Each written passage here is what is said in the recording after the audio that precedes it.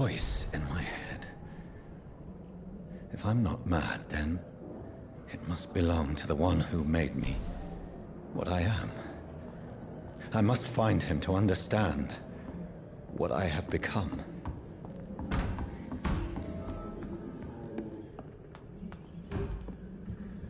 Where is it? It's closed. These people want me dead. I need to leave now.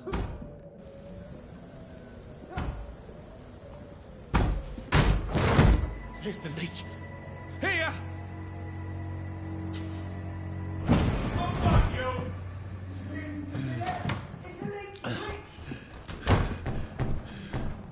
My head's spinning. Oi! Come out, you coward! It's locked. Clever fucking beasts.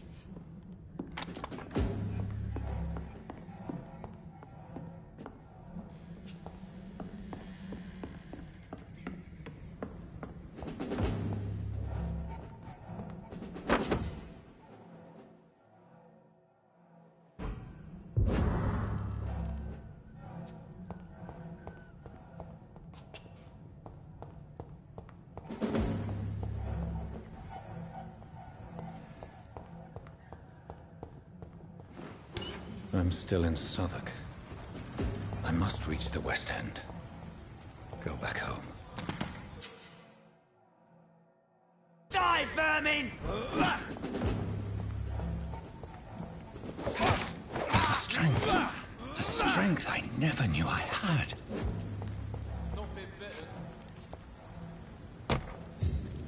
Look at it! This shouldn't be possible. Every sinew and every fiber of my being is afire.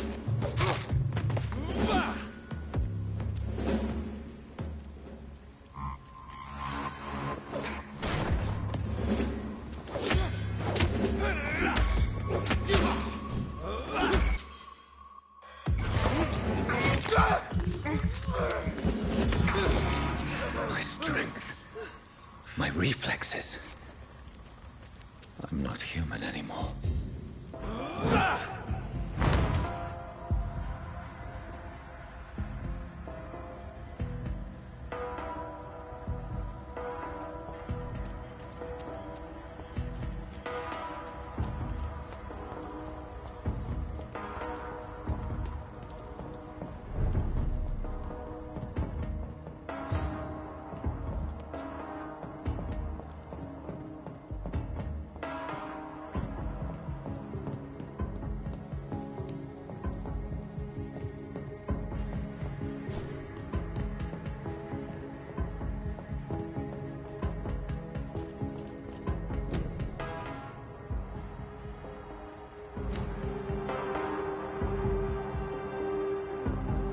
My poor sister.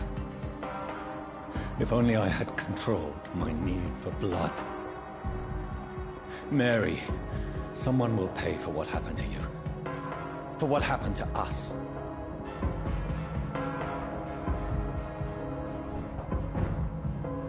The dizziness from the jump. I can now control it.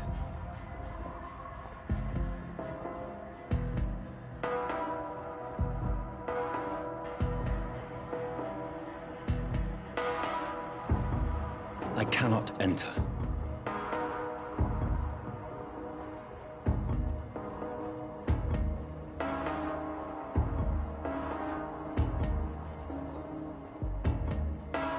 What will London have to say to me?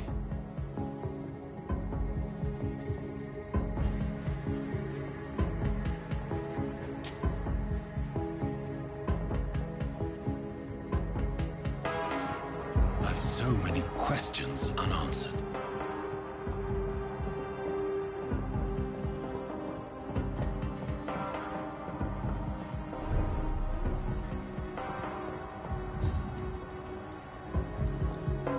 Another corpse. Have the very streets of London become a mausoleum?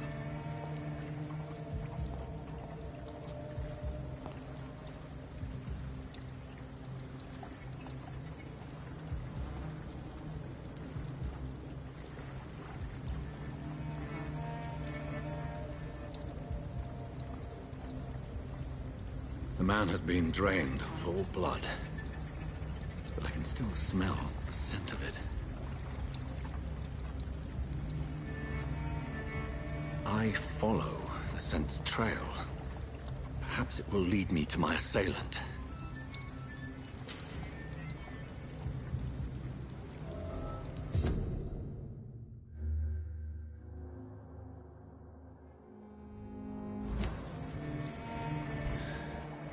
Fresh blood.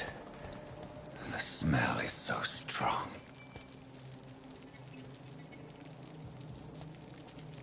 There is no one in sight.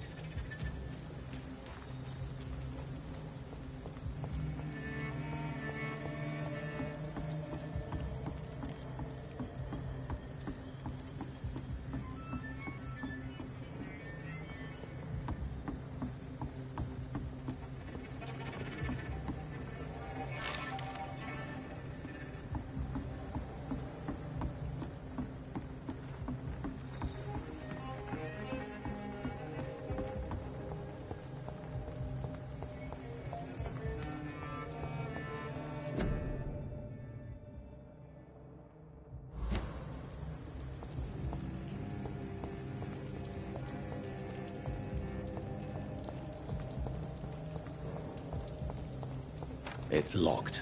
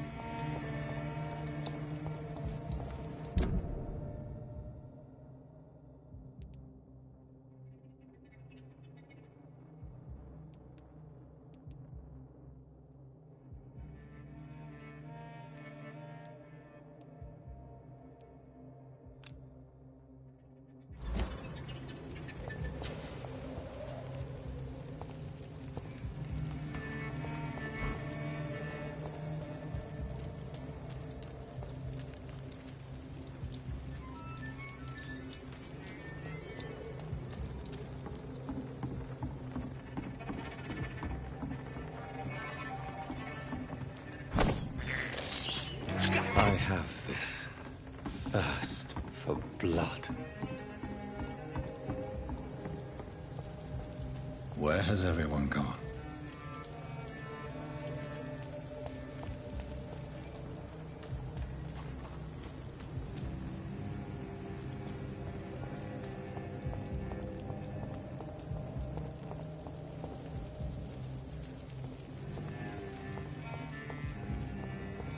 At last, a little life.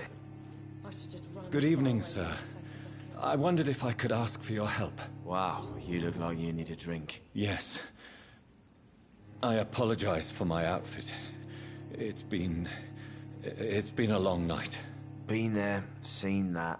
Don't worry, things can only get worse.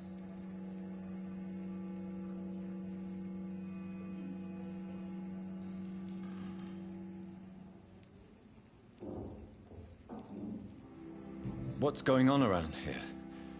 It's like everybody is hiding. You must be new here. Have you not heard about the murders? Everybody fears the return of the sewer dog.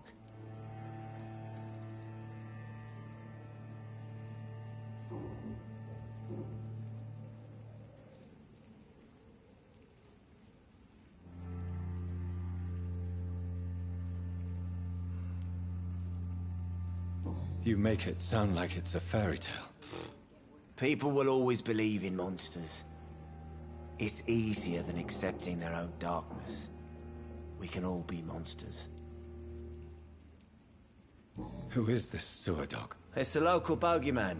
Convenient answer for every crime that happened for decades. You murdered someone, blamed a sewer dog, eh?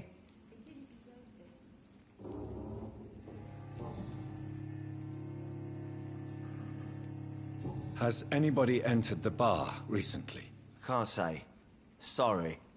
I spent the night making love to that gorgeous bottle, see? This is important, sir.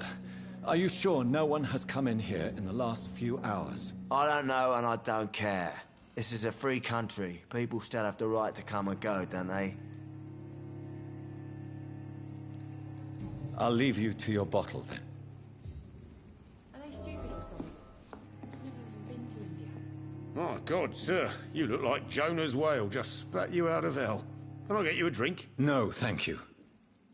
I'm not thirsty. Well, grab a chair and get some rest. This is going to be another long night.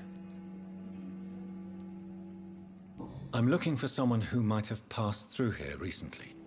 Wondered if you might help. It's been quiet tonight. The only other person I've seen went straight up to his room. Thought it was kind of rude, actually. You mean he's still here? Well, yeah. He paid for the entire week. Who is this man? What does he look like? Well, like a gentleman, I guess. Well-dressed, quite polite. A professor or something fancy like that. Always writing, reading notes. How long has he been here? He rented the room a few days ago and didn't say when he'd leave.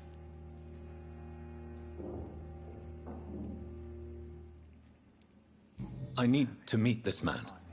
I have questions. Just climb the stairs and knock on the first door. I heard him open his window, so I guess he's still awake. And, Yes? no funny business, you hear me? This is a respectable establishment. It's a good thing you cannot see me now, Mum. Poor Jack. He didn't deserve this. Hello, sir. Are you all right? Is there any way I can help you? I don't know. Maybe you could just talk to me. Maybe you prefer to speak with Tom, then. He's more agreeable talking to strangers.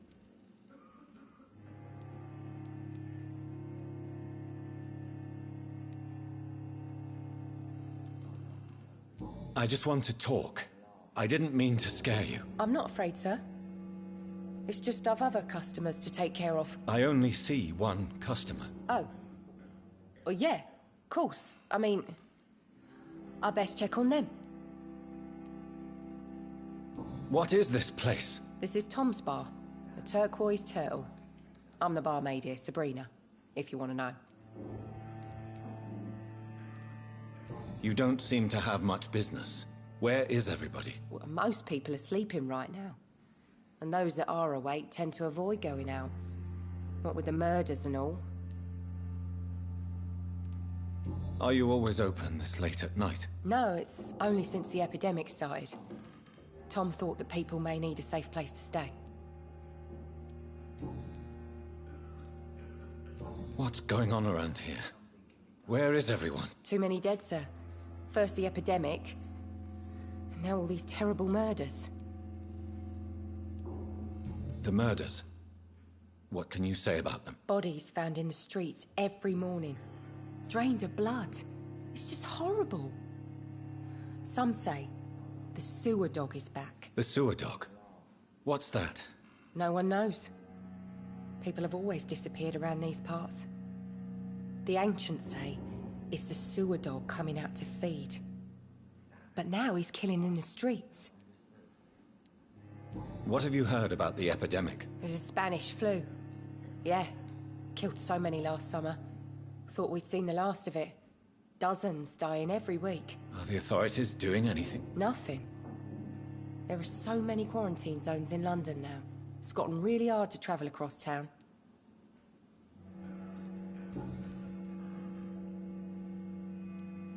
I'll leave then. Thank you.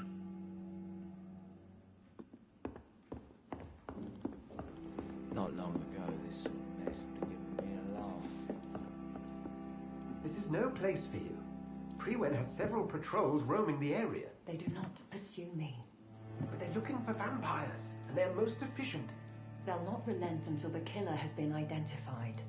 I have a common objective, but I require... I think someone is eavesdropping. Are you certain? You might as well come in, whoever you are.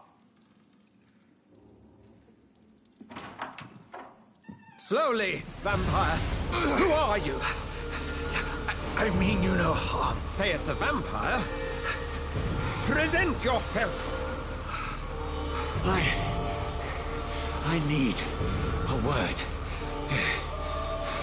With anyone.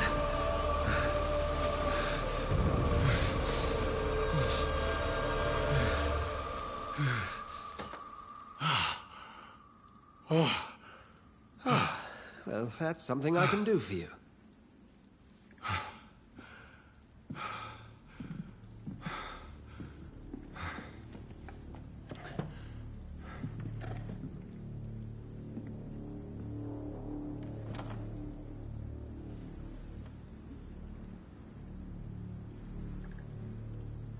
And who might you be?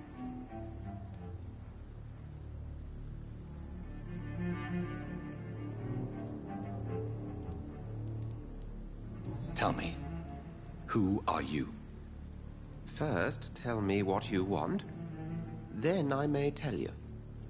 That's none of your concern. Sir, you have entered my room in the middle of the night, pale as a corpse and shaking like a tree. So please, indulge me. Someone is molesting people. In fact, killing them. Biting them. The calling card of a vampire. Like you.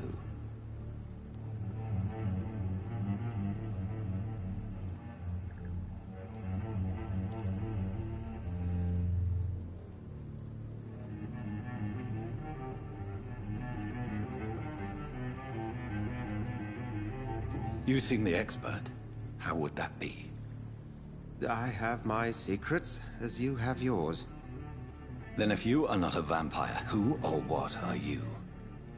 Dr. Edgar Swansea of the Brotherhood of St. Paul. I'm performing an independent investigation here in an attempt to understand precisely what is going on.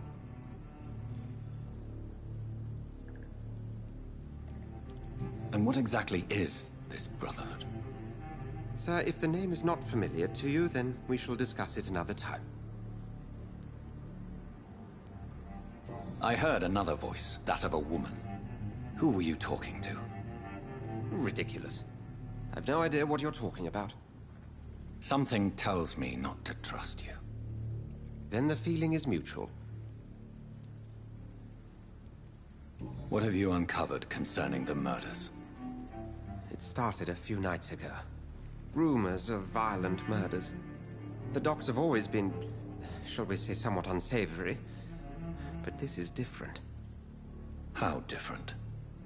A vampire is at work here. Famished. Reckless. It must be brought to ground, and quickly.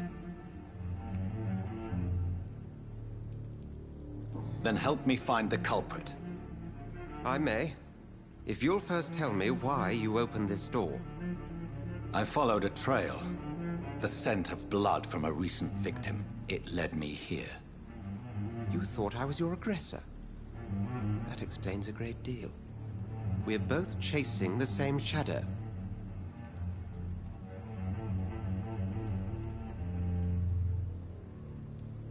A shadow, indeed. Yet I heard his voice in my head. There was a moment I believed I was mad. You should let me handle this affair. You've no idea what you're up against. No. I will find the monster. He is mine. How will you do any better than I? But then let me ask you this. What are your intentions if you find the killer?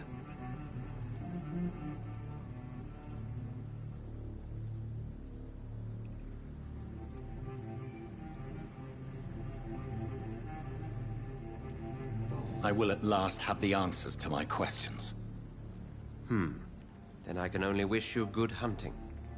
And pray we shall meet again.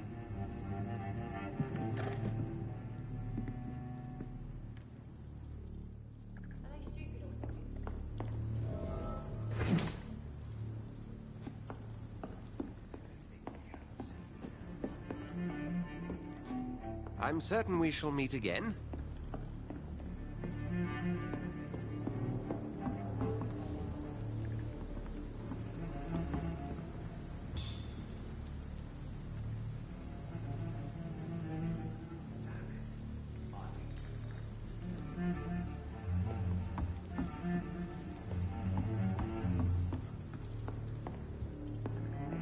If Swansea is not my attacker, it means somebody else came here tonight. Someone must know I live something. long enough to see them wet boot boys get what's coming to them. Surely something can be done to get out of this bullshit mess.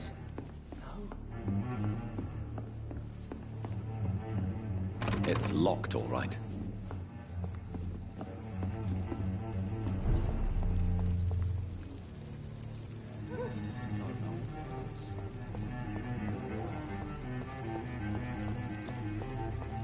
I will get to the bottom of this intrigue. What's been done to me, to this city.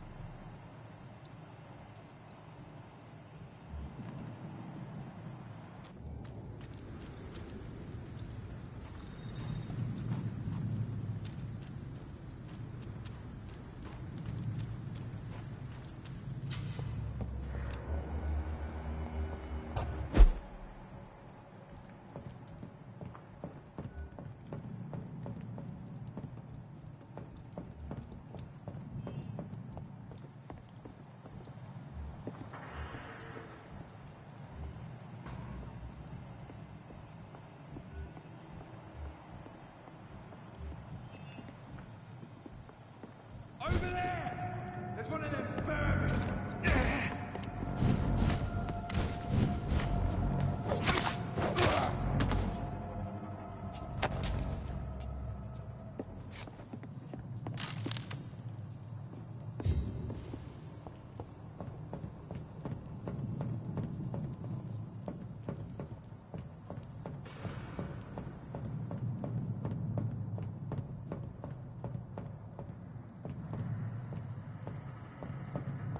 I cannot enter.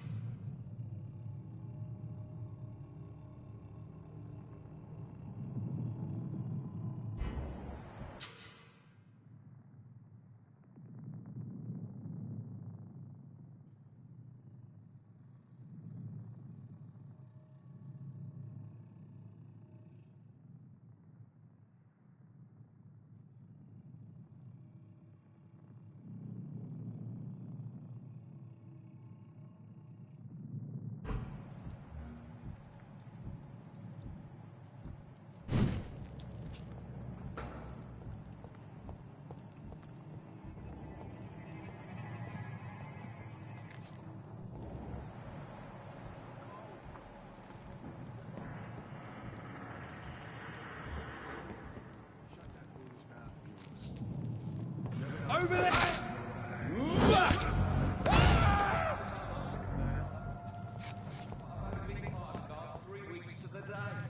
All the more reason to if the man says a bloodsucker's dug in here, you've got one job, and that's to find it. And find it fast. It's fair enough, Tom. But why do they hide where it's so damn cold? See them fancy clothes? It's not the top! No! Of course not! What's it? It's a killer!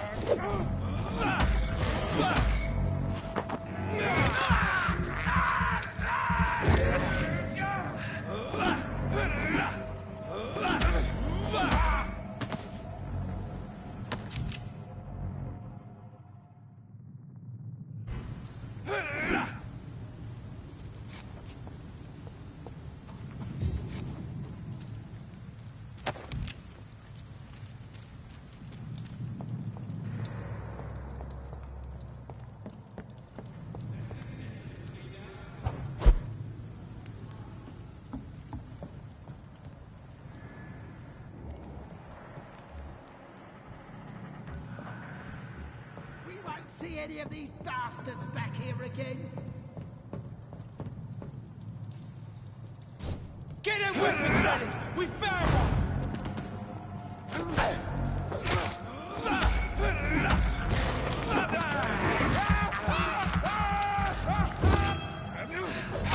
He's done for!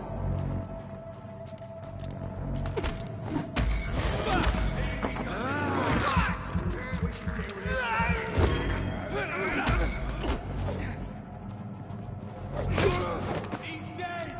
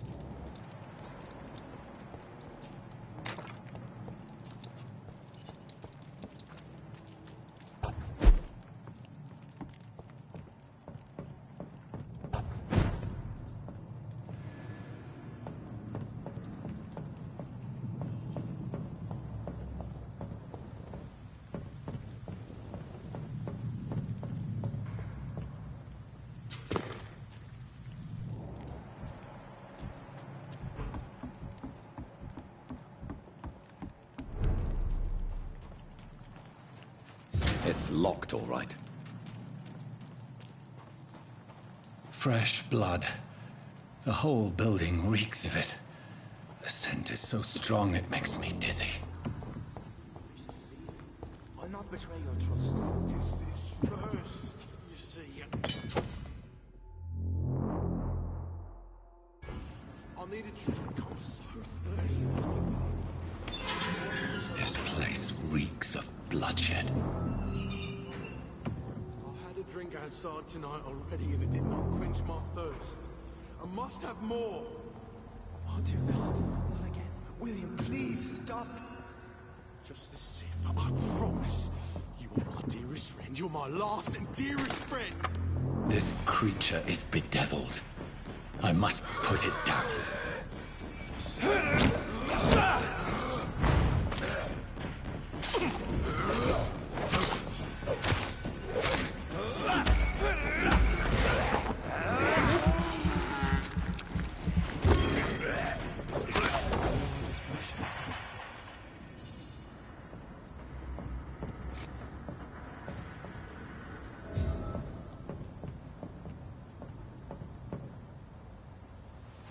William was an honorable man.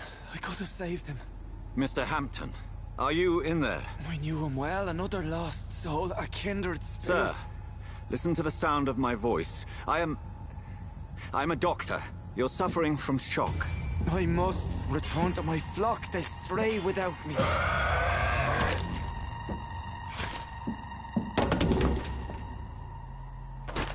Remember, certain Skals are every bit as resistant as we are.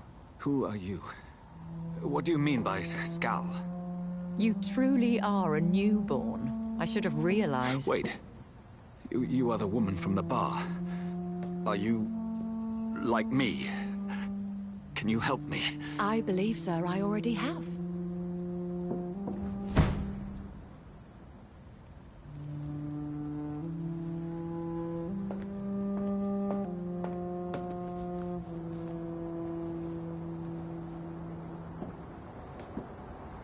By George and the Saints, you've solved the mystery of these terrible murders.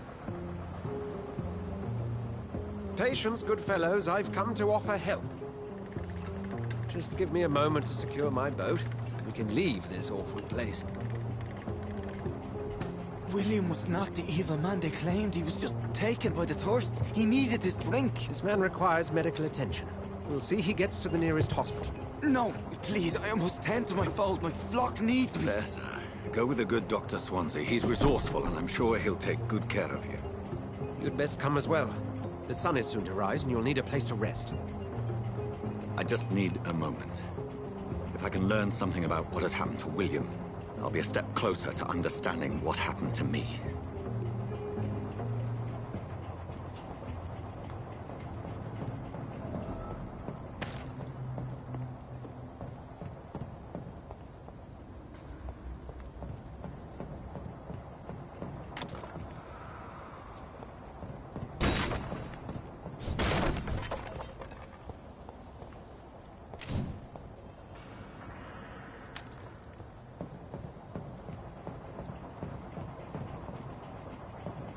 This poor creature can't be my maker.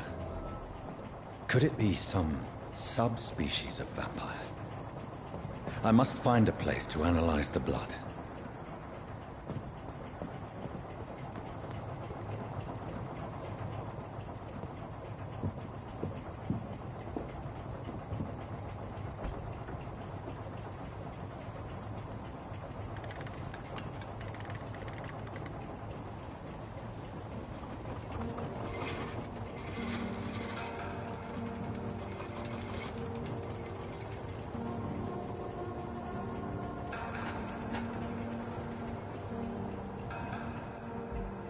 Where are we headed?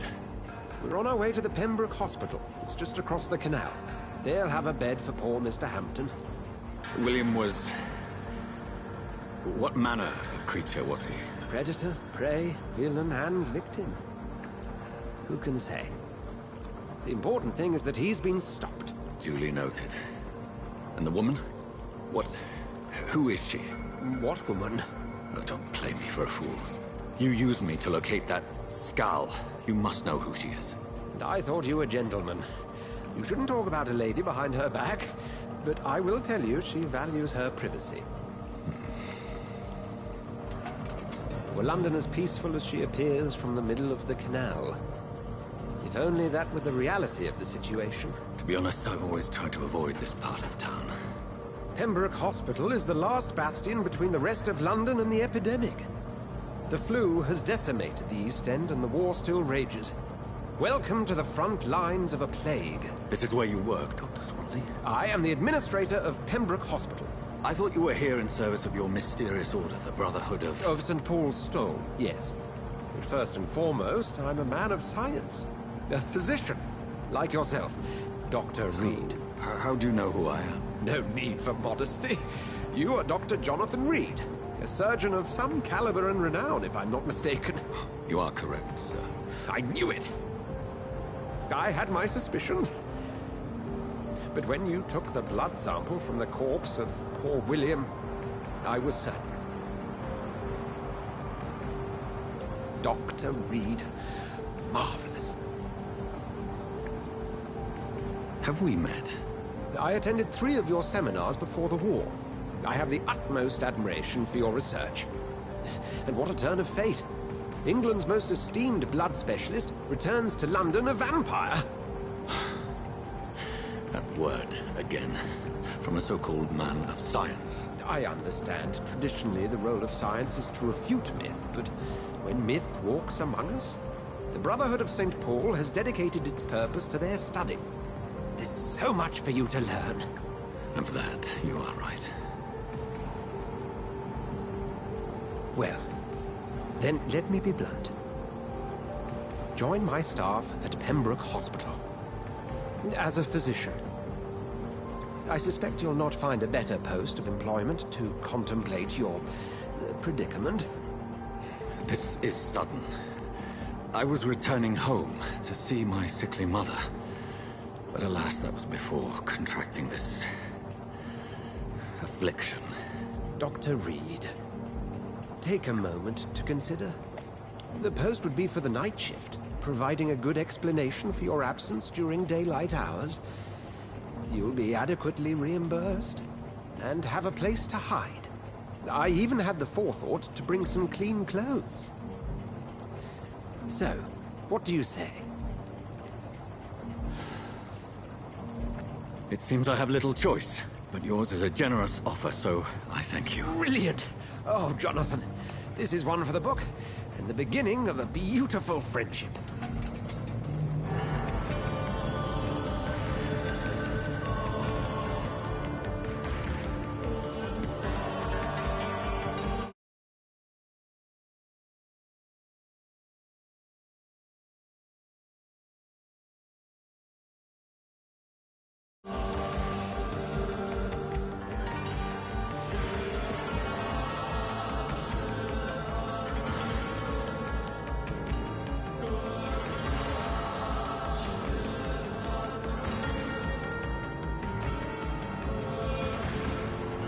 Dr. Swansea, thank goodness. I was beginning to be concerned.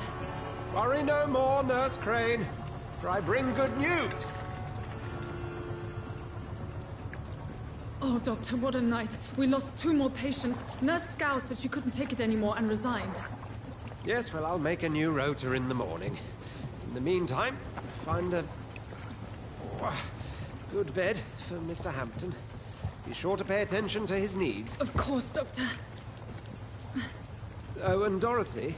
Yes, Doctor? Dr. Reed here has just returned from the front. He served King and Country and will be joining us here at Pembroke. We're very lucky to have gained a surgeon of his talent, and one so experienced in blood transfusions. That is good news indeed, Doctor. Oh, yes.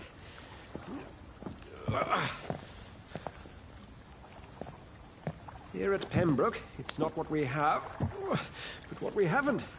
It's only thanks to Nurse Crane and the staff that our ship doesn't sink. If you have any questions, just ask her. Duly noted. Thank you. Your assistance is required, Dr. Swansea, immediately. Welcome aboard, Jonathan. We'll catch up after my rounds. Coming, Nurse Crane. I'm coming.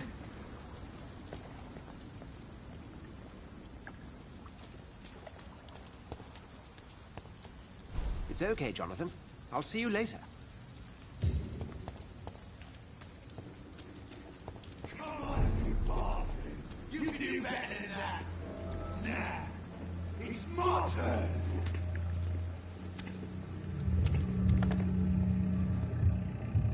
Rotten or pristine, each heart contains the seeds of life.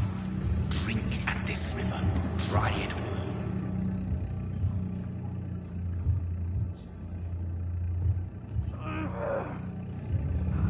Bastard, get me. Oh, come on, you bastard! I won't bite. Sir, please. You've lost too much blood. Calm yourself. You think I didn't notice? Stop your staring and get me to an hospital, you arse!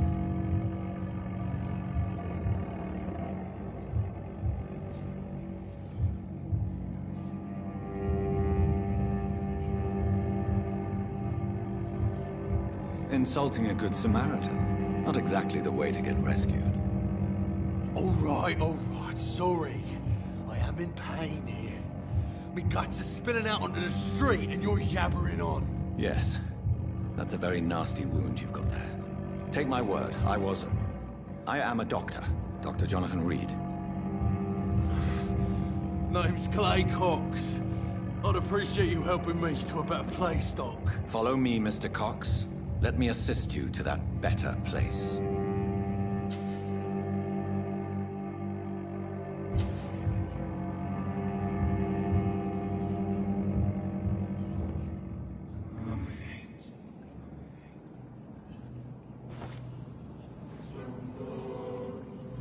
Bring this fading light into the shadows. Dance with him the dance of life and death.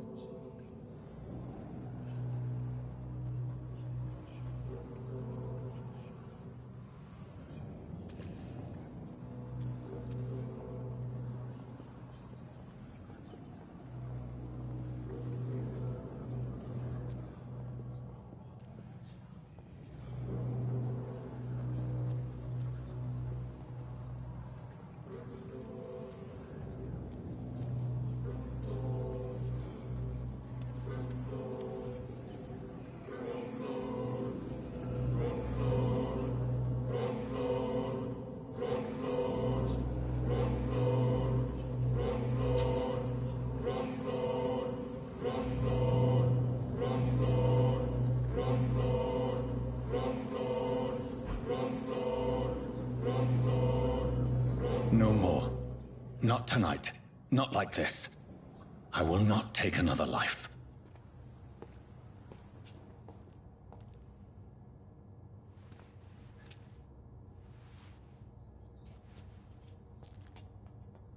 Whoa, I feel giddy.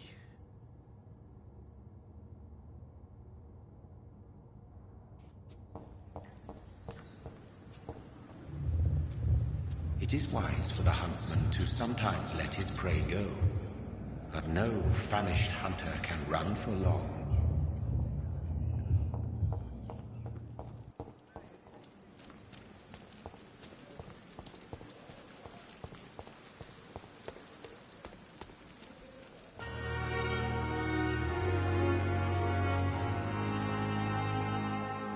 It's locked.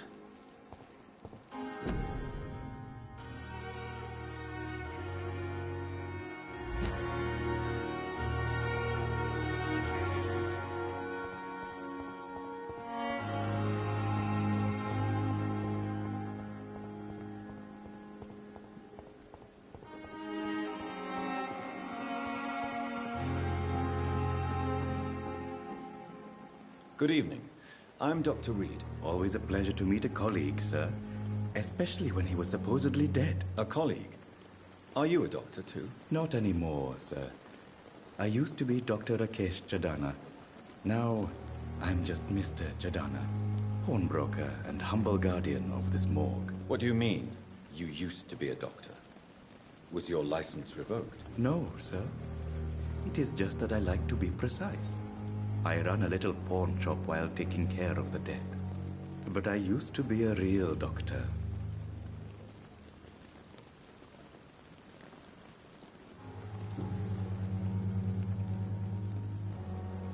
Do you work here alone? Yes, very easy work, sir.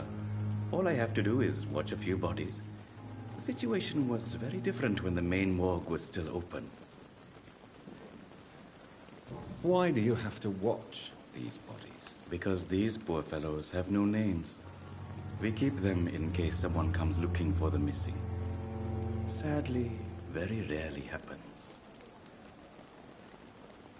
Why close the hospital's main morgue? It was for sanitary reasons after the beginning of the epidemic. Cadavers had to be moved to the nearest mass grave.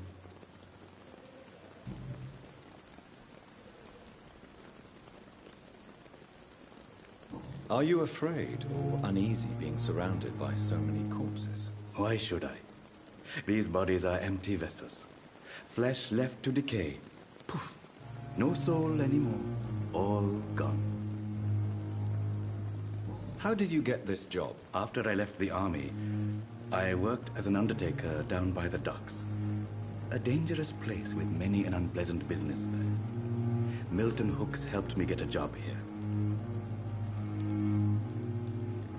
An interesting point of view. And quite an exotic one, too. Most people fear, or at least have a respect, for dead flesh. Sir, as a medic during the war, I learned to face my death and the death of others. It's the pain we have to tame, not death itself.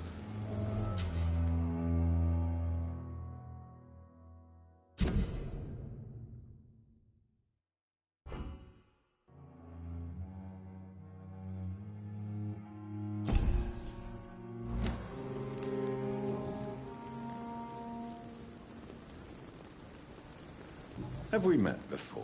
I don't think so, sir. Why? When we first talked, you said you were glad to meet me since I was reported dead. Funny story, sir. Your sister came here a few nights ago.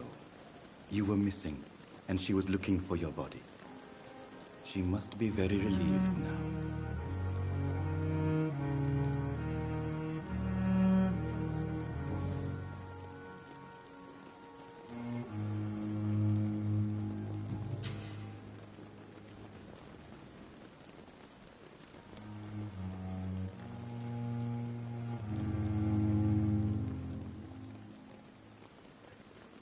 A pawnbroker?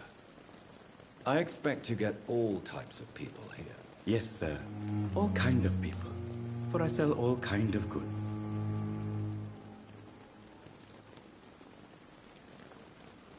What kind of goods? With the quarantine, it's not always easy to buy things. So I trade. I exchange. Some people sell, some others buy. I like to help. Who comes here to trade with you? It's very unhygienic, even unsafe. Diseases can spread. For the customers, for the hospital. I'm very cautious, sir. I've been a doctor, remember? And all my clients are good people. In fact, I think I only know good people.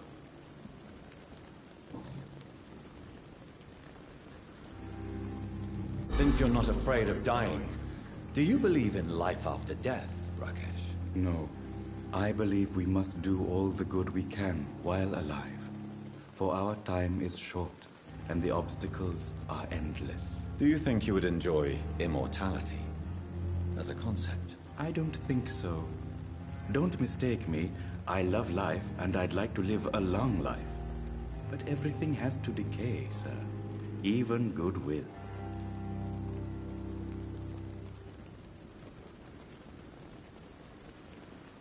Do you really believe goodwill cannot last? As I said, sir, everything decays. If I was to never die, goodness, I would be bored or worse. And I like to be helpful, sir. Quite depressing, wouldn't you say? Yes, but the good news is, we'll all die before losing our humanity, sir. So you're ready to die? No, I am not. I don't fear death, for I won't see it. What troubles me is the pain my death will inflict to those I know. You're a wise man, Mr. Chidana. No, Dr. Reed. I am a foolish man. But I like to think otherwise.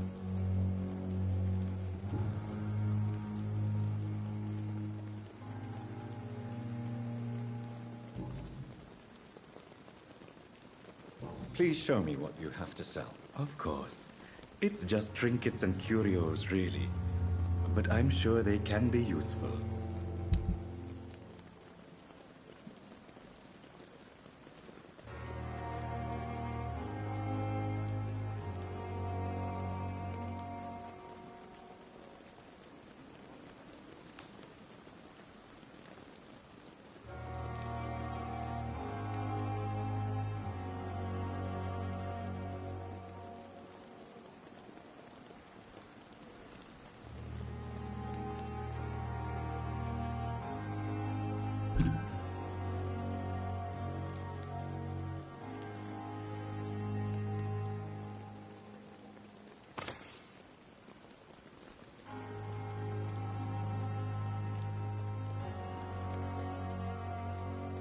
Never ceases to amaze. Good evening, Dr. Reed. Such a pleasure to see you again.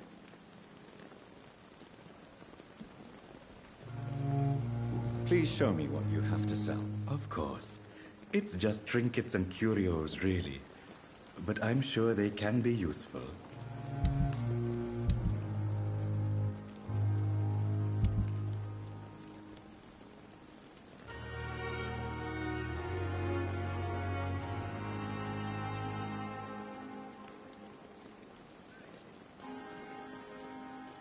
Never ceases to amaze me how you, the dead... It's locked, all right.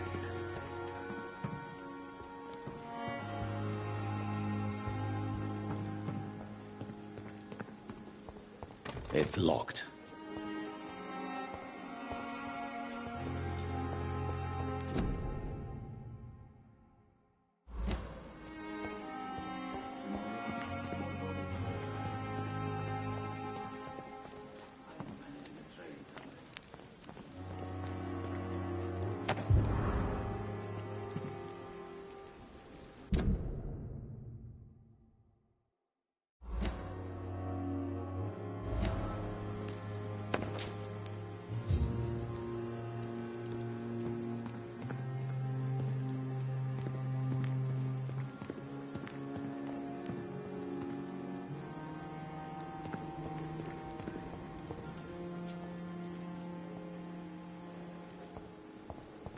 I cannot enter.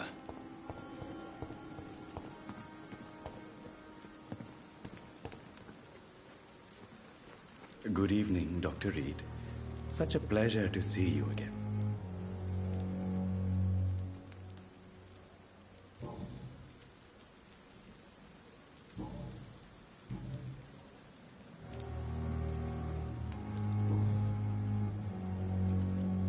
Goodbye, Mr. Chidana.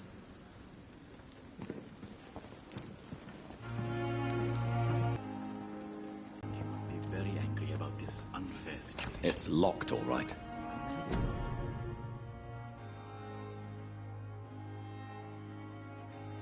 To arrange to have you buried in the same mass grave as your wife. I hope that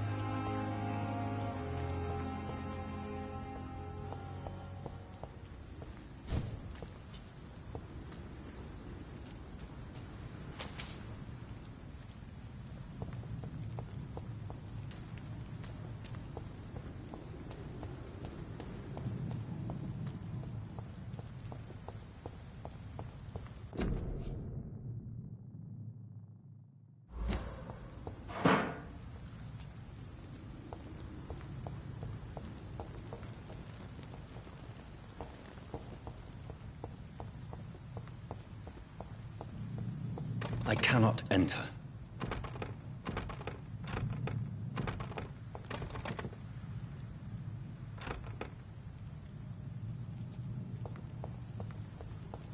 It's locked. Scowl voices in the garden. I should investigate. If they were to find somebody.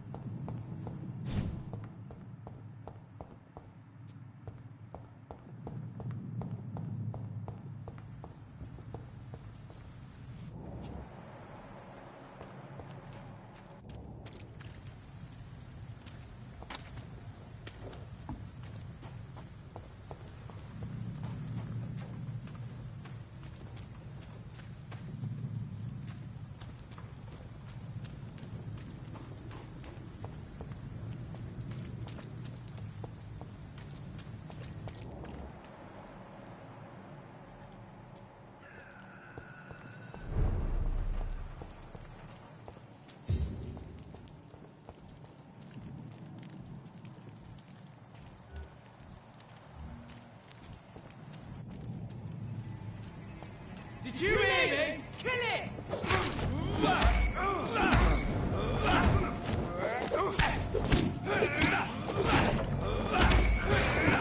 Leech spotted!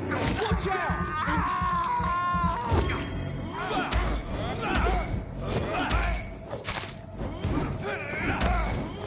Filthy piece of shit!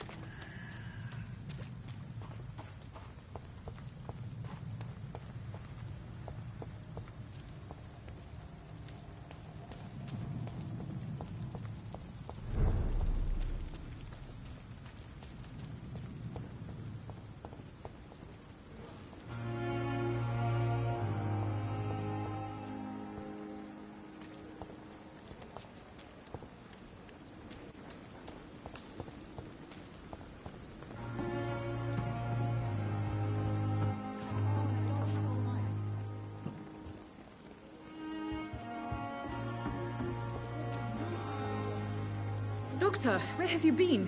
I've little time to play hide and seek with new staff members, no matter how illustrious they may be. I found a wounded man by the docks. He answers to the name of Clay Cox. He requires urgent medical attention. Already making the rounds? That's the Pembroke spirit. I'll ask our porter, Milton, to bring him back immediately. Thank you, nurse. What can I do for you? Dr. Swansea insisted we provide you a quiet office. You'll find it on the second floor with your name on the door. Thank you. Nurse Crane, isn't it? Yes, Dorothy Crane. Welcome to Pembroke Hospital, Dr. Reed. Your office has been prepared. I would like to ask a few questions first. If you could point me in the direction of my room again, nurse. Second floor of the hospital, left after the stairs. It's the last vacant office at the end of the corridor. What kind of man is Dr. Swansea? Well, you accepted the job from him. I thought you would have known about your employer.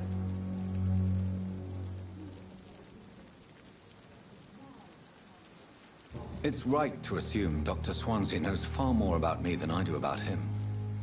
You'll get to know him soon enough, and better than me. The administrator has better things to do than mix with us. Apologies, I've only just met him the once. This is sudden. I've only just returned to England. Dr. Swansea is a brilliant surgeon and the most compassionate physician.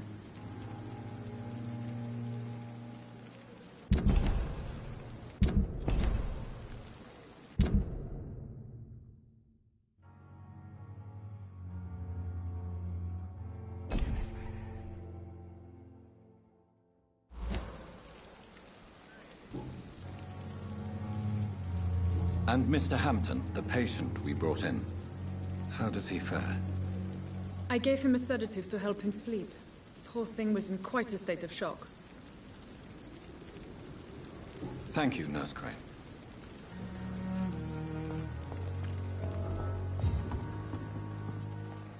Good evening, sir. I'm Dr. Jonathan Reed. I'm new here. I've already heard about you, Dr. Reed. I'm Milton Hooks, the ambulance driver for this shithole of a hospital. That's quite a blunt introduction, Mr. Hooks. You can call me Milton. I like to speak my mind, Dr. Reed. Perk of the job. Don't judge me, and I won't judge you. I'm not sure I understand what you're talking about. Well, I'm no doctor, but I'm pretty sure a gun can't be used as a surgical instrument. You have a keen eye. I learned to shoot during the war, and have carried one ever since. Old habits die hard. No need to explain, Dr. Reed. And if you ever need a better gun, remember, I may have something for you.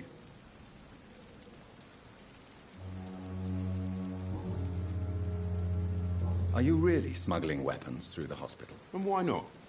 I've already been attacked by patients, you know. And by gang members willing to steal my money. But you're not defending yourself.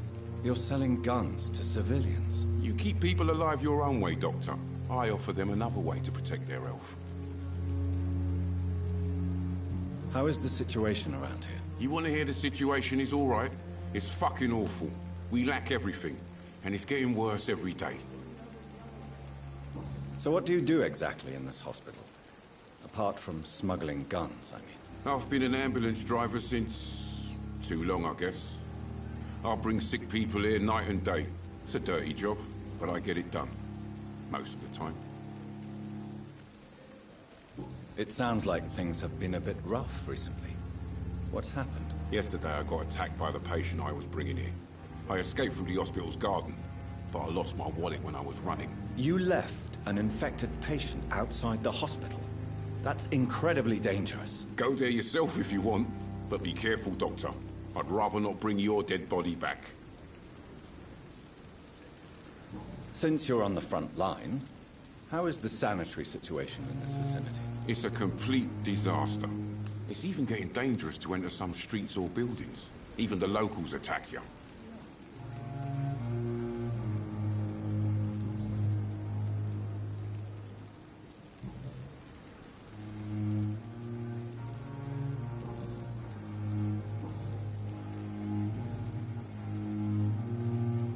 Tell me why you're extorting money from some of the patients here. If a patient wants a bed, he'll have to pay me a little fee. That's all. Where did you get the idea for such an immoral scam? Funny you should ask. The first time it was from a patient who bribed me to get a bed. It's only then I realized I could make a fortune.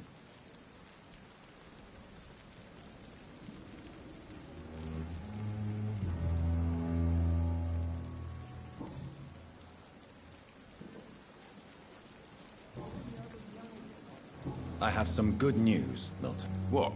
The epidemic's over? I retrieved your wallet, with all the money and a certain picture. Well, yeah, Pippa Hawkins is my girl. So what? Is it the difference of skin color that bothers you? Not at all, Milton. Good. Please, take this...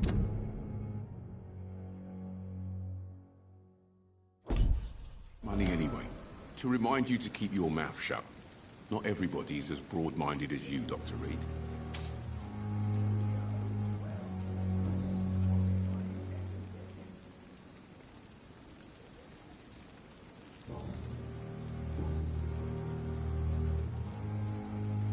What's going on between you and Nurse Hawkins? Pippa's tired.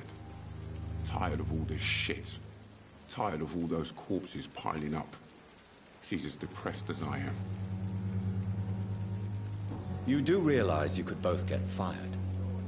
Hospital staff are not meant to have intimate relationships with one another. Come on, Dr. Reed.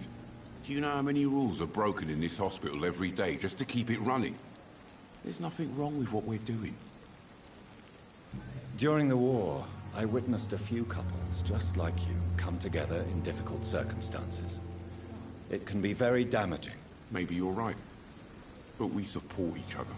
And that's all that matters.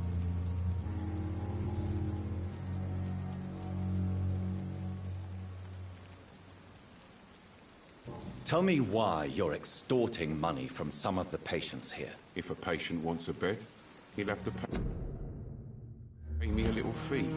That's all. Where did you get the idea for such an immoral scam? Funny you should ask. The first time it was from a patient who bribed me to get a bed. It's only then I realized I could make a fortune.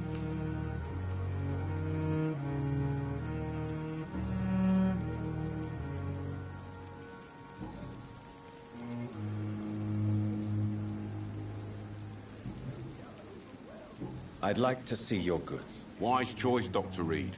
A reliable gun is what everybody needs these days.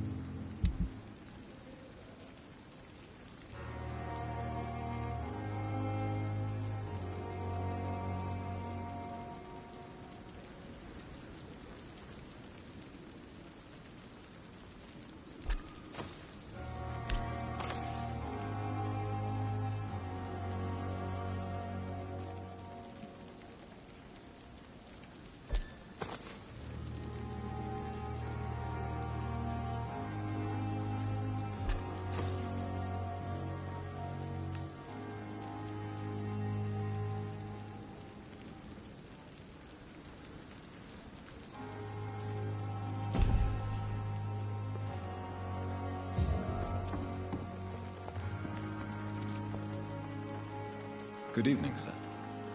So it is true. The famous Dr. Reed has joined us. I can't think of any better news during these terrible times. Do we know each other? Actually, yes. We met once before, at the Rockefeller University in New York. Dr. Tippett, yes, I remember. I was assisting Professor Carell in his research about coronary bypasses. He had nothing but praise for you. He was also very confident about your future. And look at you now. Eminent surgeon and blood transfusion specialist.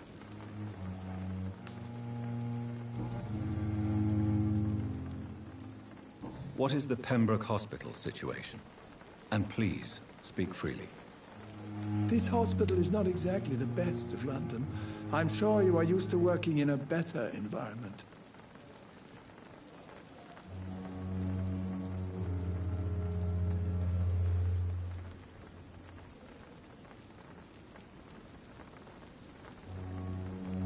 It's more than enough. In any case, the personnel of a hospital are much more important to me than the building.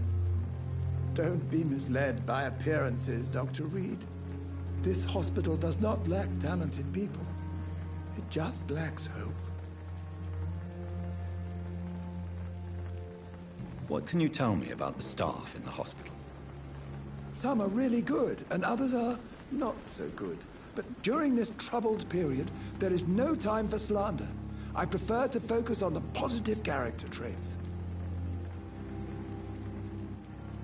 Tell me more about cherished people, then.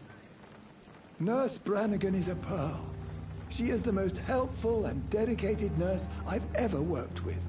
A clever and cheerful woman. You really seem to admire her skills. I'll go even further. If she was a man, she would be a damn fine practitioner. Any opinion about the management? I don't always agree with Dr. Swansea's reserve, but I must admit he does all he can to keep this facility running during this crisis. Ah, yes, the burden of command.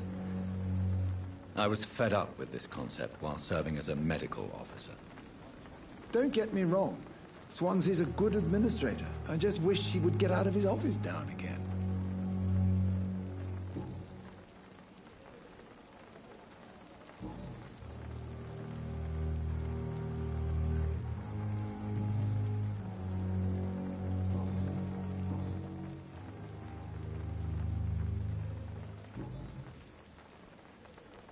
Goodbye, Dr. Tippett. Good evening, nurse. Good evening, Doctor. I don't think we've been introduced yet. My name is Pippa Hawkins. And I'm Dr. Jonathan Reed. Dr. Swansea has recently offered me a position in this hospital. Well, it's a euphemism that your help will be appreciated, Doctor.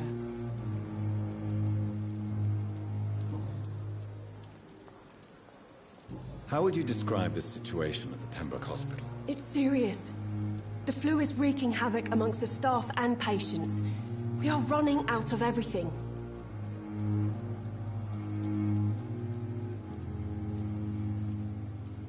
Nurse Hawkins, the Spanish flu won't last forever. Even the Black Plague didn't kill everyone. I wish I could believe you. But what if this epidemic was worse? What if in the end, nobody was spared? You must get a hold of yourself, nurse. Sorry, I'm exhausted. No one has any idea when this epidemic will be over. How is the Pembroke staff coping with the epidemic? Well, not well. Milton, the ambulance driver, is even more grumpy than usual, especially concerning doctors. Why does Milton dislike doctors? I don't know. Just ask him. But be warned, Milton is not the chatty type. Why is Milton grumpy on a daily basis? Is it just an act? Milton's not the kind of man who's bothered about a bad reputation, whether he deserved it or not.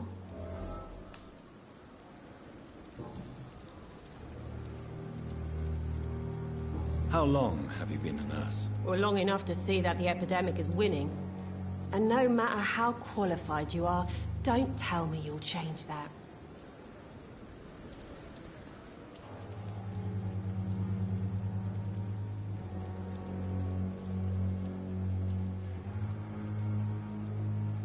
You're right. When dealing with such a terrible disease, one must remain humble. But that doesn't mean we shouldn't try our best. Sorry, Doctor. I don't want to sound bitter, but I'm just too tired to give a pep talk like Nurse Brannigan. Pepper, I know you're very close to Milton Hooks. Yes? Milton Hooks is my man. If you want to report me for that, just feel free, Doctor. I have no intention of reporting you, Nurse Hawkins. But are you aware of the risks? The rules say I won't be allowed to work as a nurse anymore. But here at the Pembroke, we break rules all the time. Is he worth the risk? Hey, I'm no perfect woman, and Milton is not the finest bloke. But we do our best to get by. That's all any of us can hope for nowadays.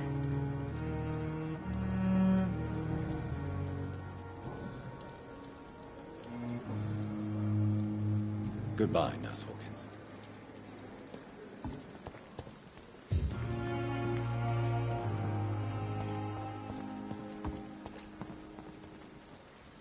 Good evening, Milton. Good evening, Doctor. Still trying to save lives? Why do you have such a mediocre reputation among your colleagues, Milton? Fuck them. Nobody knows the horrors I've seen since working here. This city was sick long before the epidemic, Dr. Reed. I know it's a difficult task, but correct me if I'm wrong. Is this not the job you are paid to do? I've seen babies left to die while their brothers were properly fed. Underage girls and boys sold to all manner of perverts. I'm sorry, I don't know what to say. Yeah, exactly. We lack words. So excuse me if I don't look on the bright side of life.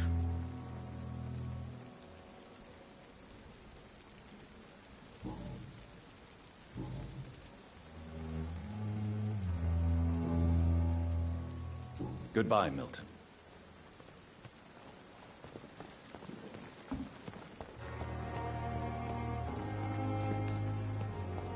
Another night with the glorious battalion of Pembroke. Dr. Swansea is right. This place seems perfect to conduct my research.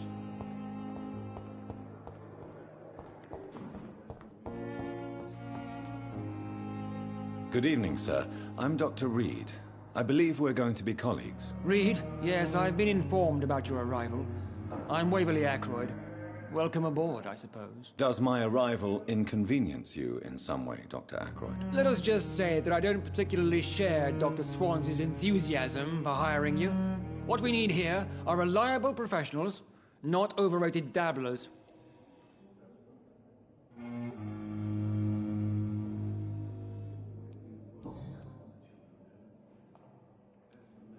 Since your tenure in this hospital is longer than mine, perhaps you can tell me more about this place. Let's just say I'm tired of the carelessness around me. I have always respected the skills of Dr. Swansea, but over time his enthusiasm has become displaced. Carelessness?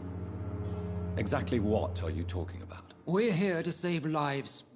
The people who trust us are not volunteering for experimentation. They're here to be healed. I don't intend to run any radical experiments, Doctor. Even if I, as any good practitioner should, express an interest in pushing the boundaries of medical research. Modern medical methods were created through audacity and ego.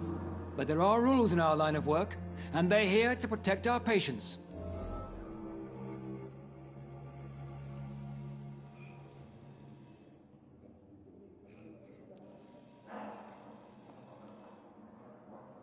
If you have a problem with me, Dr. Ackroyd, please feel free to tell me. Dr. Swansea has imposed your presence on this hospital without asking anyone's advice. The benefit of his position. But I don't agree with it. I know we've never met before, but I believe this hospital could use all the help it can get. You will agree with that, I'm sure. Oh, but I have heard about you, Dr. Reed. Of course, you can't say the same about me, since I have not wasted my time courting the press.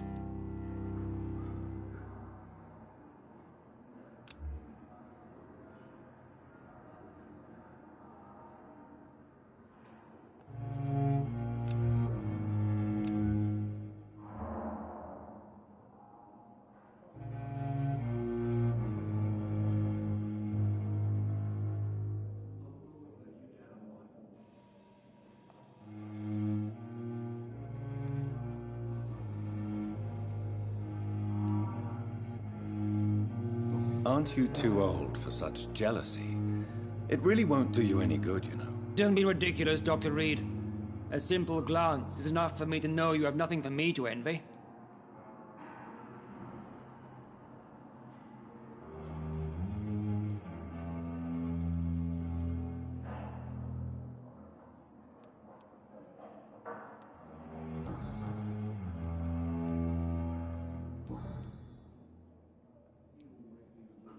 It seems you have bad memories of your military service. I refuse to see this industrial slaughter as scientific progress.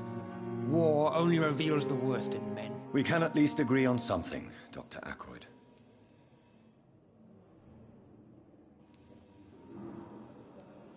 I don't know what you've heard about me, but I have already proved my value as a practitioner. I don't question your skills, Dr. Reed, but your motive. Is it money? Fame? Or are you truly dedicated? And what exactly is that supposed to mean? I served in the war just like you. But unlike you, I did not use the wounded to play the modern sorcerer. Be careful what you insinuate, Dr. Ackroyd. I only want you to admit you used those men to improve your theories.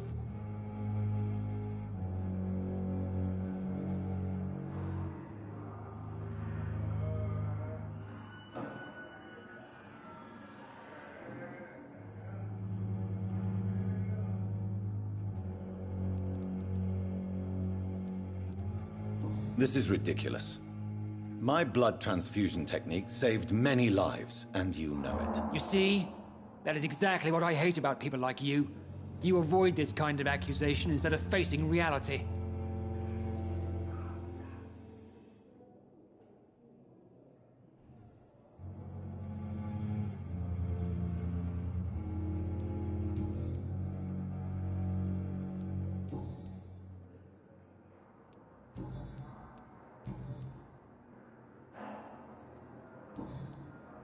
Thank you for your time. We'll talk later.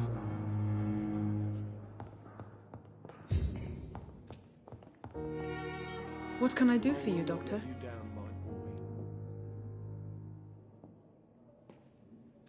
Thank you, Nurse Crane.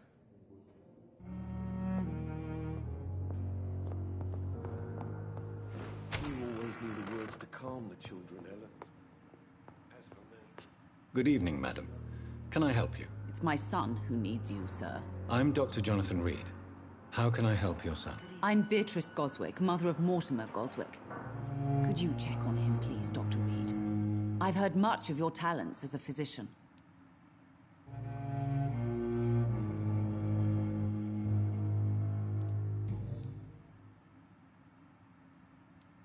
What can you tell me about yourself, Mrs. Goswick? Not much to say. Just take care of my Mortimer and I'll cover all the expenses. That's all that matters.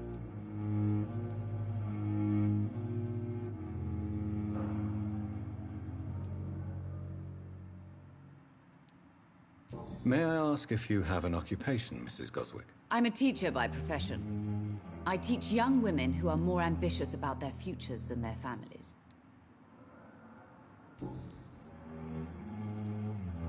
What can you tell me about yourself, Mrs. Goswick?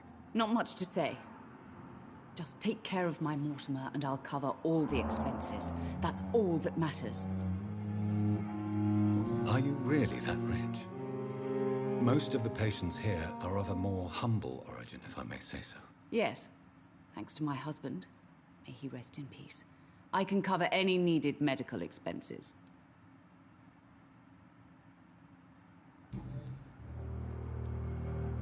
What do you think of your reception here? Any complaints? I have had the uttermost reservations about this hospital since we arrived. But we had no other choice, considering the state of emergency. Is there something in particular that's bothering you? Some of the staff were not especially welcoming. I suspect they're not accustomed to dealing with patients of such social standing. Tell me more about your arrival at the Pembroke Hospital. What gave you such a bad first impression? The ambulance driver was quite rude, for a start. And that nurse, Miss Hawkins, seems to have quite a dubious attitude. What do you mean? She managed to secure a bed for my son despite the epidemic. It was a relief, but it wasn't cheap.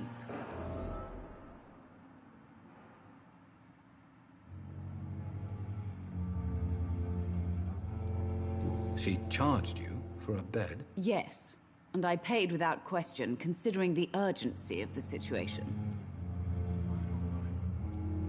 I share your concern, Mrs. Goswick. Be sure that I'll talk to the people involved. I don't expect compensation, Dr. Reed. But I'm aware such behavior would not be tolerated in other hospitals.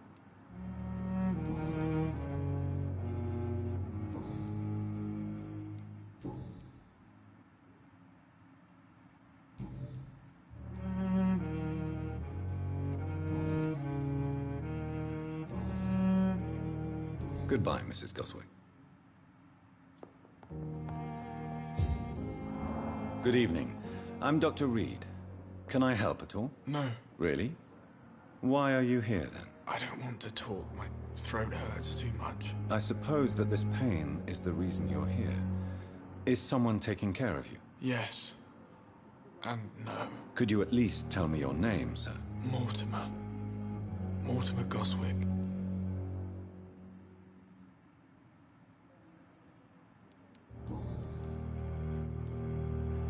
How painful is your throat, Mr. Goswick? So painful I'd rather not talk at all, Doctor. I'll let you get some rest, then. Good evening, sir. Good evening, Mr. Goswick. How are you? I'm okay. How painful is your throat, Mr. Goswick? So painful I'd rather not talk at all, Doctor. I'm sure you realize a doctor and his patient have to communicate, sir. Would it help if I gave you some paper and a pen? Not really. I see. Then maybe it's not just your throat that hurts, Mr. Goswick. Perhaps your sore throat is just the consequence of something more hurtful. Yes, maybe. But I don't want to talk or even write about it now.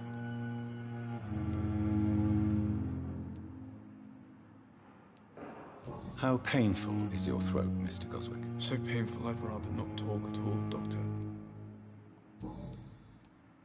Why did your mother have you hospitalized here? She seems convinced this is a bad hospital. My mother just wants the best for me. She won't rest while I'm here. She'd go all the way to hell and back to help me.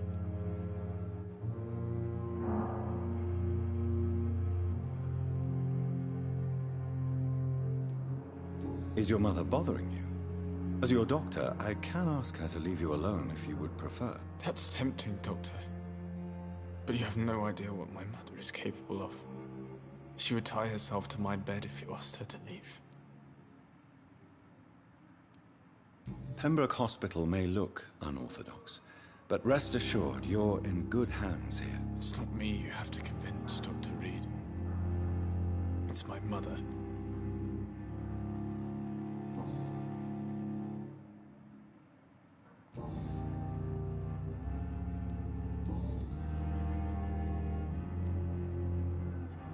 Tell me about yourself, Mr. Goswick. I don't want to talk, Doctor.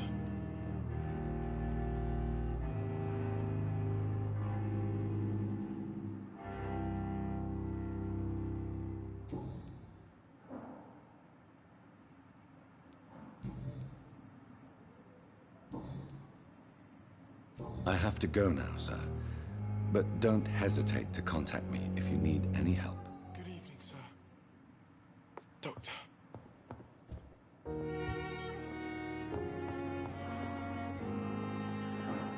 Good evening, Doctor. I believe we're going to be working together. Dr. Reed. Dr. Swansea informed us of your arrival, but I could not dare to believe we'd have such good fortune. Such an honor, sir. Thank you. And you are? I am Thoreau Strickland, Dr. Thoreau Strickland. I'm a great admirer of your work, Dr. Reed.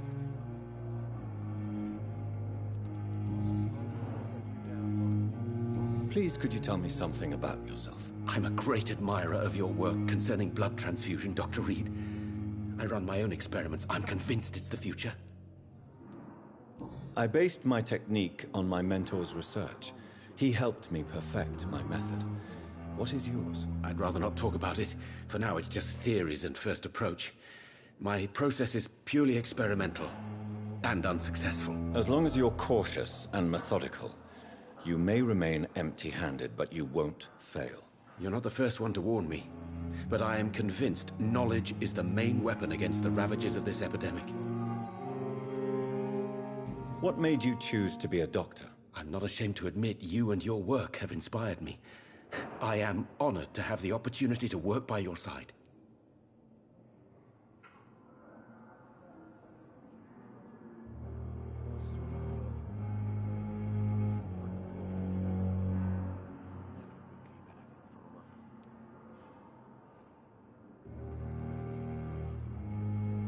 I'll give you some advice, but understand that nothing beats practical experience, which can be exhausting and solitary work. Of course, sir. And don't worry, I will never allow myself to be a burden, neither to you nor this hospital.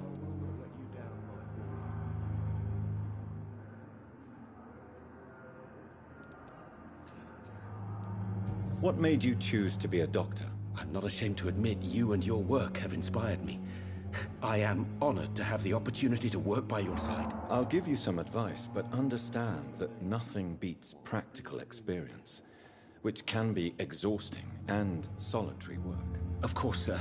And don't worry, I will never allow myself to be a burden, neither to you nor this hospital. What do you think of Dr. Ackroyd's aversion to modern medical methods? It's a shame he's so narrow-minded. Dr. Swansea taught me that science is about exploring uncharted territory. I'm convinced that's true. With the influenza and all that's going on, you should put your differences aside, don't you think? Why is it so difficult to work together? I believe that if Dr. Ackroyd had been the one to discover the transfusion process, he would be the first to recommend its use. So you believe it's just a question of jealousy and pride? Dr. Ackroyd is as proud as he is blinded by his obsolete concept of medical science.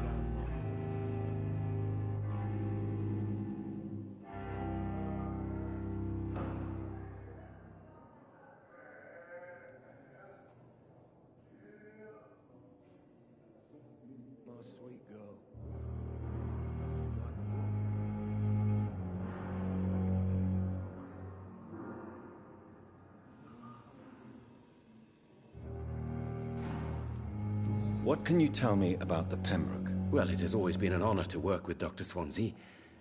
But with your arrival, I can't think of a better opportunity to learn about blood transfusion.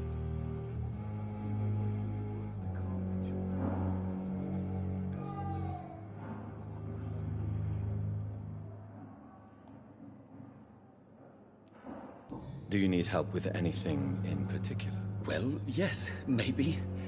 I'm waiting for a batch of products I ordered for my personal research, yet my supplier seems to have vanished. Do you want me to play the errand boy for you? Oh no, Dr. Reed.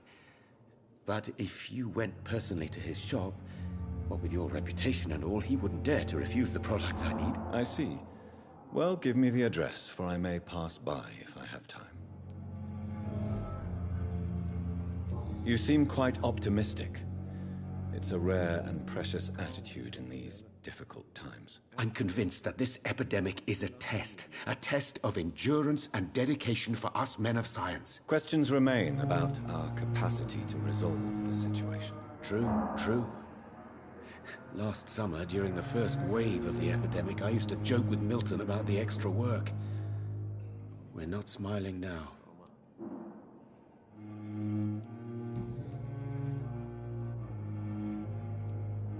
What do you think of Dr. Ackroyd's aversion to modern medical methods? It's a shame he's so narrow-minded. Dr. Swansea taught me that science is about exploring uncharted territory. I'm convinced that's true. With the influenza and all that's going on, you should put your differences aside, don't you think? Why is it so difficult to work together? I believe that if Dr. Ackroyd had been the one to discover the transfusion process, he would be the first to recommend its use. So you believe it's just a question of jealousy and pride? Dr. Ackroyd is as proud as he is blinded by his obsolete concept of medical science.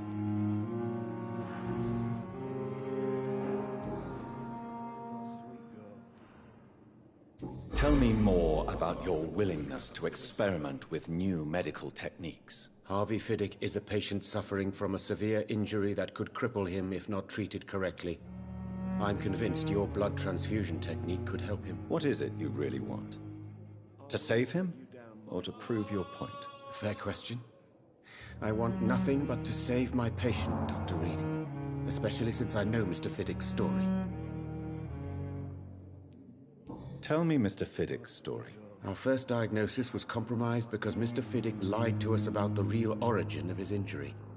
He first claimed it was an accident. But why would he hide such crucial information from us? Because he is a proud father, ashamed of putting his children at risk because of his own negligence. This personal involvement could also appear to be a lack of impartiality. You must know that a good surgeon must remain neutral. I agree. But that does not excuse Dr. Ackroyd's behavior, a man who did not even take time to converse with his patient. Do you think keeping his distance was a mistake? All I know is that I'm taking care of human beings, with desires, hopes, and fears. Not some biological machine comprised of blood, bones, and flesh.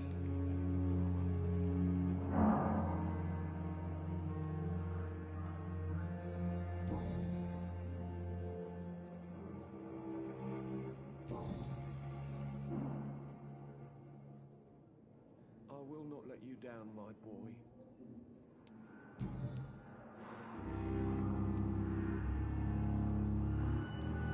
What do you think of Dr. Ackroyd's aversion to modern medical methods? It's a shame he's so narrow-minded. Dr. Swansea taught me that science is about exploring uncharted territory. I'm convinced that's true. With the influenza and all that's going on, you should put your differences aside, don't you think? Why is it so difficult to work together? I believe that if Dr. Ackroyd had been the one to discover the transfusion process, he would be the first to recommend its use. So you believe it's just a question of jealousy and pride? Dr. Ackroyd is as proud as he is blinded by his obsolete concept of medical science.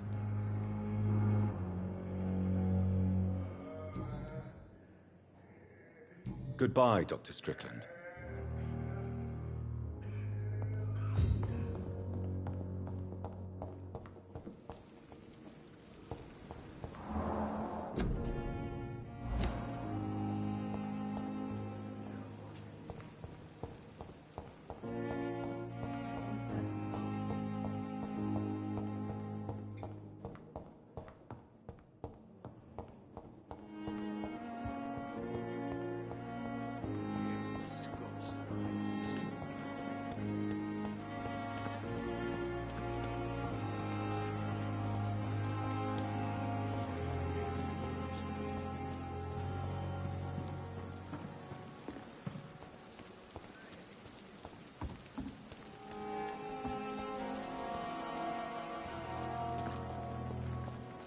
Another night with the glorious battalion of Pembroke.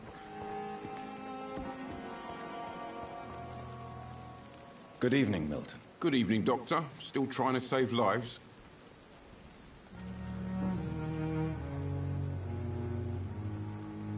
Admit it. Nurse Hawkins is more than your lover. She's also your partner in crime. Of course she is. How else could I tell which bed is free? I need to know that. Have you no shame? Don't you see the city is crumbling down? Today, people are ready to pay to get a hospital bed. Tomorrow, we may be fighting for food.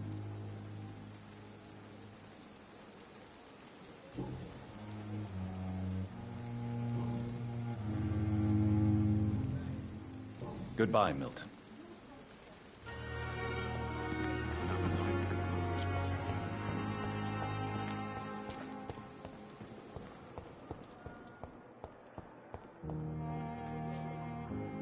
Good evening, Nurse Hawkins. Good evening, Dr. Reed.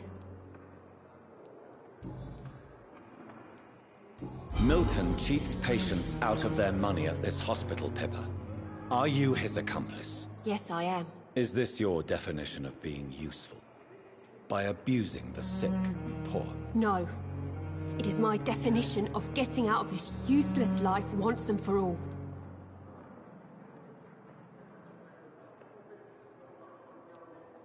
Whose idea was it? What difference does it make? We did it together, and I'm guilty as charged. Answer my question. It was my idea first, even though Milton would say it was his, to protect me.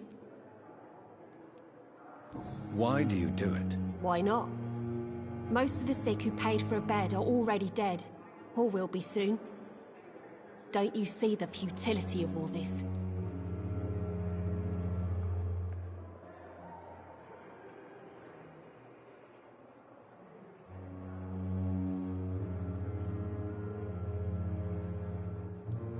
In your position, I would suggest a more elaborate defense. Cynicism will not save you. This isn't cynicism, it's realism.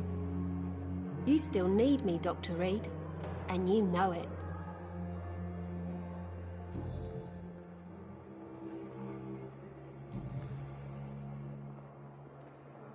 Goodbye, Nurse Hawkins.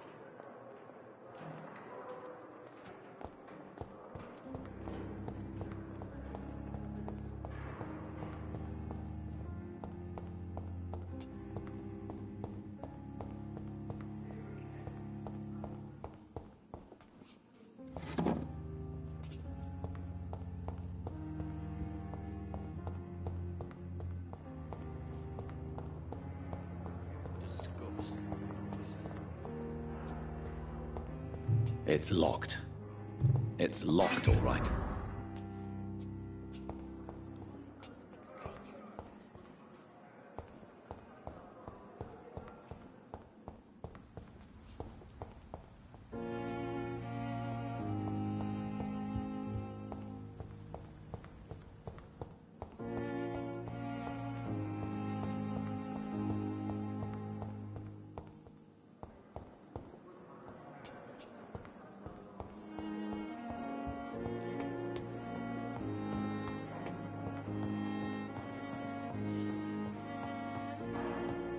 It's locked, all right.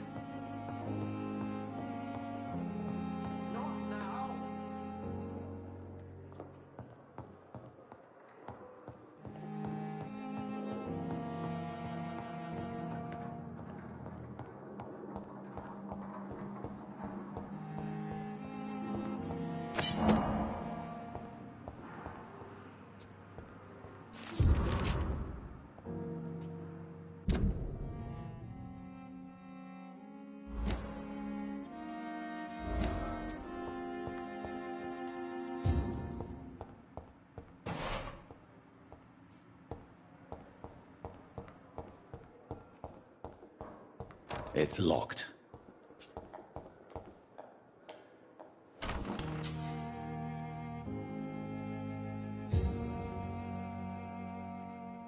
This must be the place. It's definitely away from prying eyes. Relegated to the shadows. A kingdom of my own. At least I won't be sleeping in a coffin.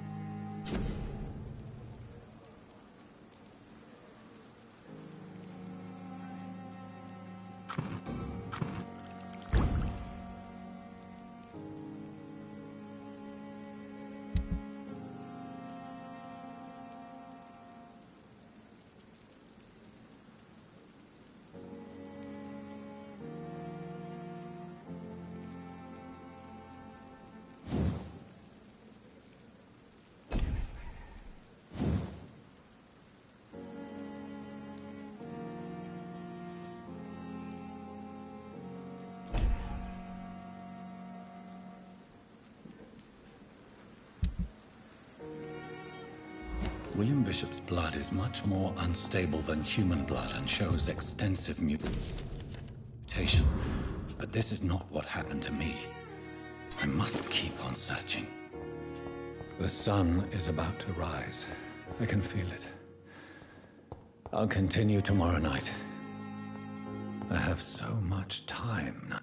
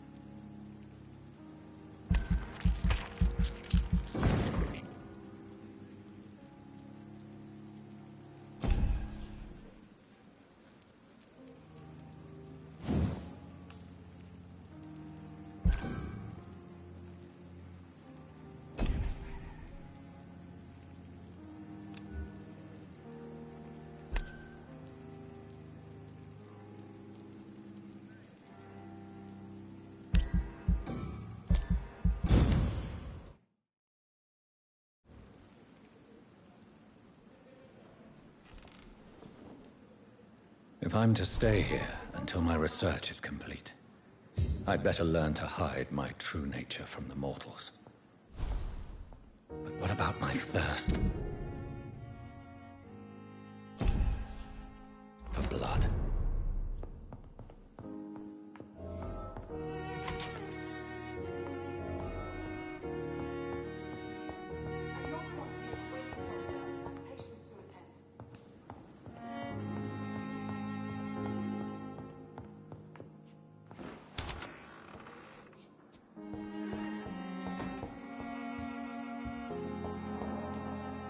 Yes, Nurse Crane? How can I help you?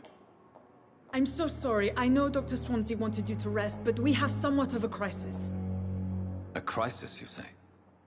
Our supply of antiseptics is nearly depleted. I was hoping there was another box up here, but...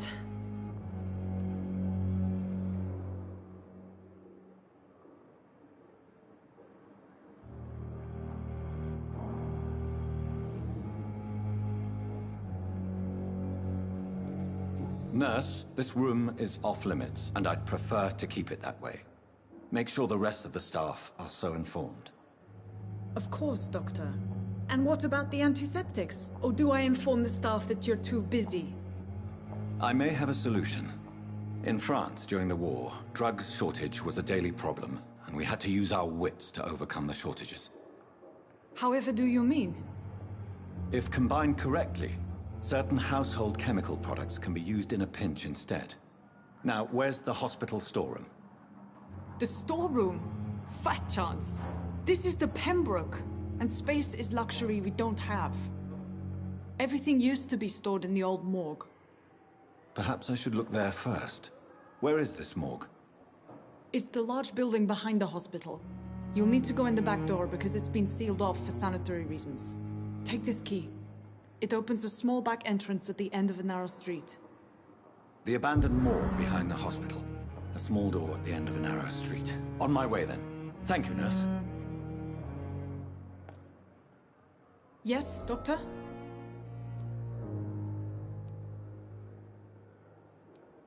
Exactly how bad is the supply situation here at Pembroke?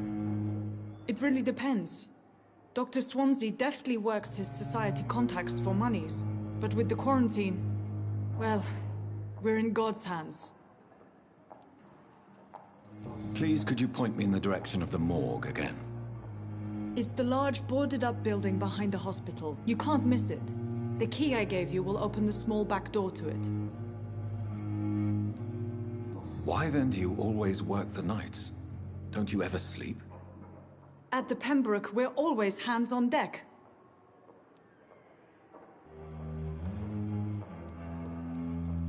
Your dedication to the Pembroke does you credit, Nurse Crane, but when do you sleep? We staff get our sleep when we can, Doctor. Nursing is a vocation, not the labor of a journeyman. Lack of sleep and the medical profession always ends in disaster. I've witnessed many a colleague succumb to stimulants to fight exhaustion. Drugs were as deadly as bullets in the trenches. London's trenches start here at Pembroke Hospital. We are on the front line, make no mistake.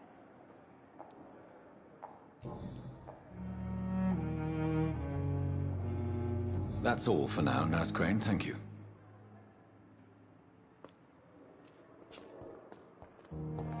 I cannot enter.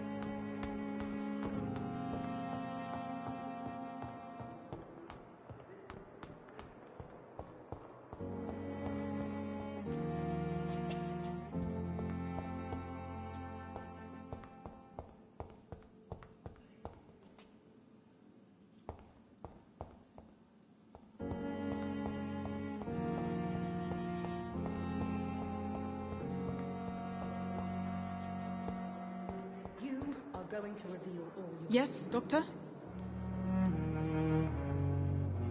That's all for now, Nurse Crane, thank you. The life running in your veins. This dead flesh... Good evening, miss. I'm Dr. Reed, the new surgeon at the Pembroke Hospital. And who are you? Your name has no meaning to me, mortal. You're nothing but dust blown by the winds of eternity. I beg your pardon? What are you begging for, mortal? My clemency? Well, tonight maybe I'm inclined to mercy. You'll never forget the night you met Thelma Howcroft. You keep calling me mortal. Why is that? And if I'm mortal, what are you? Well, Dr. Reed, if you must know, I'm a vampire.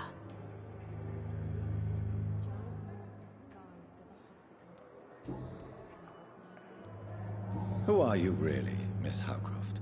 I mean, apart from being a vampire. Is that not enough for you, puny mortal? What do you require? Proof of my powers? I'm curious to know who you were before becoming a vampire. It was such a long time ago, I don't remember. Centuries of unholy life can have strange effects on one's minds, you see?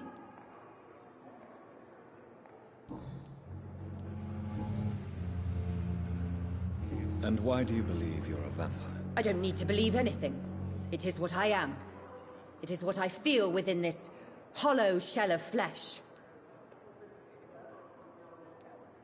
I see. Have you ever heard of Cotard syndrome, Miss Howcroft? Never. It's a mental illness discovered by a French neurologist named Jules Cotard. The affected patients are delusional. They believe that they are putrefying, that they are dead, a ghost or a ghoul, or in your case, a vampire. Delusional, you say? Oh, sad and petty mortal. You can't even begin to understand the concept of immortality. And you think it is I who am delusional. Please, describe to me how you feel.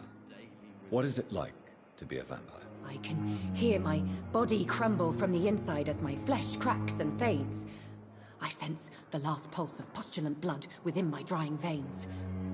I need new blood.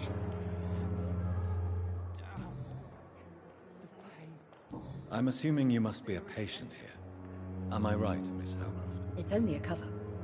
To hide from my enemies. I can leave whenever I want.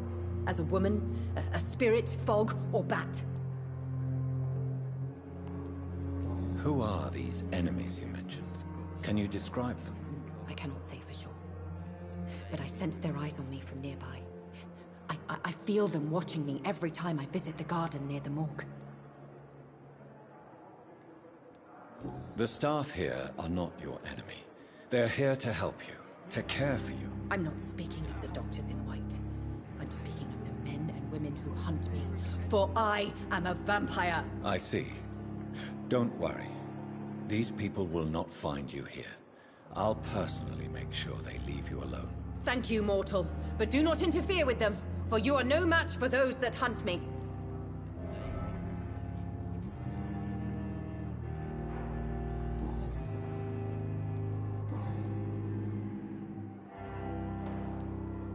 Who are you really, Miss Howcroft?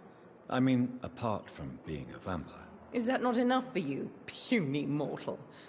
What do you require? Proof of my powers? I'm curious to know who you were before becoming a vampire. No, it was such a long time ago, I don't remember. Centuries of unholy life can have strange effects on one's minds, you see?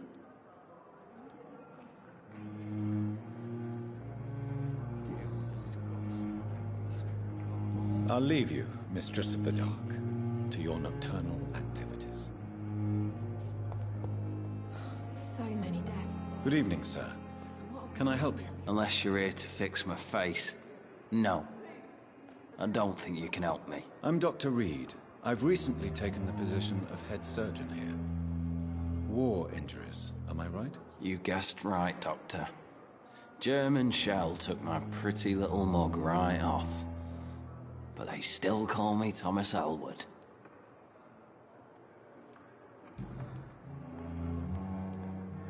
How is your stay with us, Mr. Elwood? Oh, it's bliss.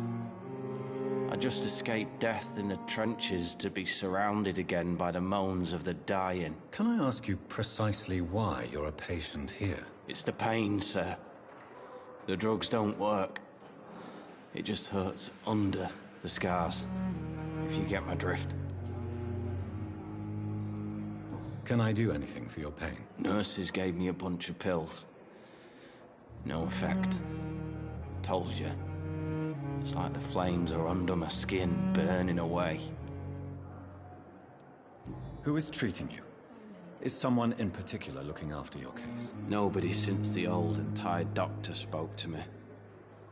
Started to think I was forgotten about.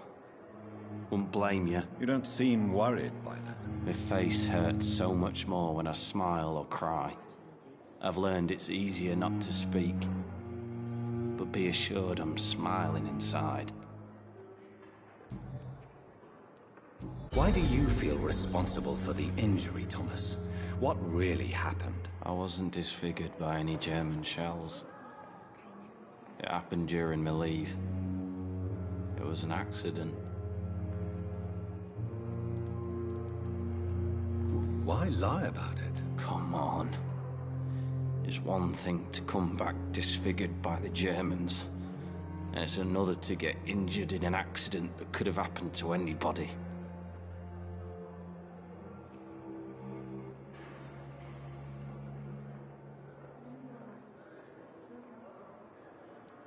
Reconstructive surgery has been very successful for some soldiers. I don't want to wear a bloody mask for the rest of my life.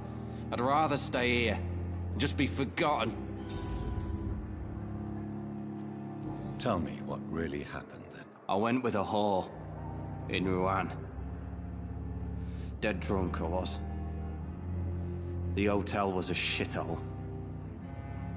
There was a fire that night. Did you start the fire? Were you trying to avoid going back to the front? That's not uncommon, you know. No. It's just that I was asleep when the flames reached the room. The girl was long gone. Bitch never woke me up. Left me to burn.